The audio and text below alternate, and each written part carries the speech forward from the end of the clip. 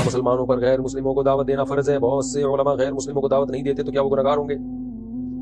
دیکھیں، دعوت دینا فرض اس معنی میں تو ہے کہ دین کی تبلیغ ہم پہ فرض ہے، لیکن تبلیغ کا طریقہ کیا ہے، اس میں رائے کا اختلاف ہو سکتا ہے۔ ڈائریکٹ آپ غیر مسلم کو بولیں گے اسلام میں آ جاؤ تو وہ چڑ جاتا ہے اور وہ پھر غصہ کرنے لگتا ہے، تو اسلام کے قریب آنے کے بجائے دور ہو جاتا ہے۔ اس لیے علماء میں کبھی بھی یہ رواج نہیں رہا کہ ڈائریکٹ غیر مسلم کو سمجھانا شروع کر دیں تو مسلمان ہو جاؤ، یہ اسلام ہے، وہ ضد میں آ جاتے ہیں، یہ طریقہ نہیں ہے۔ ہاں، ایک جنرلی دین کی دعوت کا کام جیسے ڈاکٹر ذاکر نائک صاحب کر رہے ہیں، یا مولانا کریم صدیقی صاحب ہندوستان میں کر رہے ہیں، یا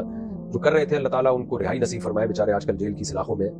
اور اللہ ان پہ رحم فرمائے۔ تو اس طرح بہت سارے لوگ ہیں جو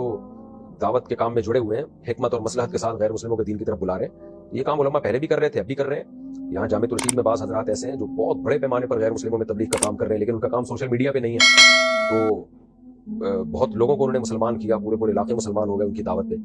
تو ضروری نہیں کہ جو میڈیا پہ ہو وہی کام کر رہا ہے، تو بہت سے لوگ چھپ کے بھی بہت زیادہ کام کر رہے ہیں، تو کر رہے ہیں سب اپنی اپنی ذمہ داری۔ تو کام سب نے کرنا ہے، لیکن کرنا کیسے، اس میں ہر ایک کا طریقہ مختلف ہو سکتا ہے، ہر ایک کی رائے۔ اور ڈائریکٹ غیر مسلم کو آپ دعوت دیں گے تو مسلمان ہو جاؤ تم، یہ تو وہ پھر چڑ جاتے ہیں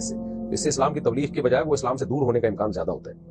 ہاں، کوئی غیر مسلم آپ سے پوچھ رہا ہو اسلام کے بارے میں، پھر لازمی بتایا، پھر اگر نہیں بتائیں گے تو پھر وہ حدیث ہے کہ نبی نے فرمایا کہ جس سے علم کی بات پوچھی گئی اور اس نے جانتے بوجھتے ہوئے چھپا لی تو الجم بلجام من النار، اللہ آخرت میں اس کو آگ کی لگام دیں گے، آگ کی لگام،